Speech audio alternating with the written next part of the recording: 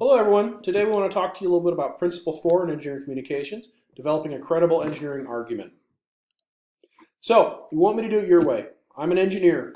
I've been doing engineering for probably much longer than most of you, and I have some pretty strong opinions about how things should be done. And that's based upon my experience and maybe what I read this week in Hackaday. Who knows? But you need to convince me that the way you want to do it is the right way. I'm not going to spend my time, my resources, my money, if I'm your manager, on what you want me to do unless you can convince me it is the right choice. That's why the importance of creating a good engineering argument is so important. So some of the topics that we want to cover with you in this short video include how to build credibility in your engineering argument. You're going to be asked to do this for assignments, including your next assignment, the best practices assignment, over the course of the next year working with your project. So we're going to talk with you a little bit about how you can do this effectively. We're going to talk specifically about claims, making claims, and then justifying those claims, and also using evidence to support the claims. Okay, and then you can see the credible Hulk over here. He says, "You won't like me when I'm angry because I always support my argument with properly documented scholarly sources." So we'll be expecting that you do that as well.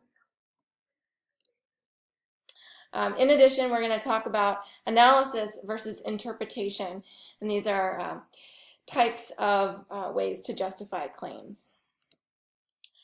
Okay, you can see Galileo over here. He's a famous scientist who made a claim in history. You might remember what that is. So there are various different levels of claims. We might identify key claims or top-level claims or intermediary or minor supporting claims. Any kind of assertion that you make that that your argument depends upon could be called a claim. Your main claim, you're probably going to want to support that. You're definitely going to want to support that with some lower level claims, but those are going to be assertions as well. For example, Galileo, he claimed that the earth was round. Perhaps the idea that you could sail all the way around the earth and get to India was one of his supporting claims or assertions.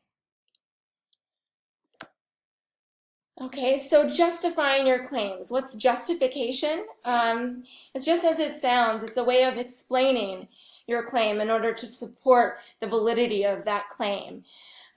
We really expect you to be able to justify your claims sufficiently with explanation and not just leave them hanging or dangling. This little cartoon is an example of the way this one guy is justifying his claim. And what's his claim? "I'm not procrastinating." That's his claim. He's saying he's not procrastinating. And then he's developed quite an intricate justification. "I'm proactively delaying the implementation of the energy-intensive phase of the project until the enthusiasm factor is at its maximum effectiveness." All right, so evidence. Evidence is another way, along with justification or explanation, that you will be expected to support your claims.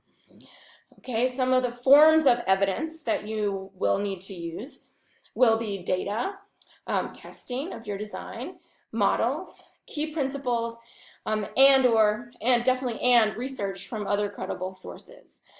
So for the best practices assignment, for example, you're required to use research to back up your claims. There's a model from Galileo that he used to support his claims. Oops. Going back. Okay, so one more aspect that we want to discuss of claims is this difference between different types of claims. There are analytical claims. You can see this is a continuum. This picture is actually directly from your textbook. It's a continuum from analytical claims to interpretive claims, and some of the different characteristics of these types of claims. Why is this important to know? Because knowing what type of claim you're making is going to help you to figure out how you can best support that claim. Larger claims, what might be your key claims, your key points, for example, when you are arguing about a practice that you are supporting in your best practices report will probably be interpretive claims or unknowable claims. So for those, you'll want to express ideas or concepts. They cannot easily be quantified, perhaps. They're going to require more explanation, more justification, etc. Okay, tend to be more significant. And then analytical claims are perhaps more likely to be some of those subclaims, stating acts or simple statements that can possibly be quantified. Okay, so you can refer to this graphic as well in your textbook, and you're expected to use it to help strengthen your support for your claims. Okay. All right, so that's it for this video. Next time, we're going to have part 2 of the argumentation video. And so we're going to talk about Toulmin's model of argumentation in that video, and then questions to guide argument development. And then we'll speak specifically about how you can apply these strategies to your best practices assignment and then other assignments in the future. Thanks.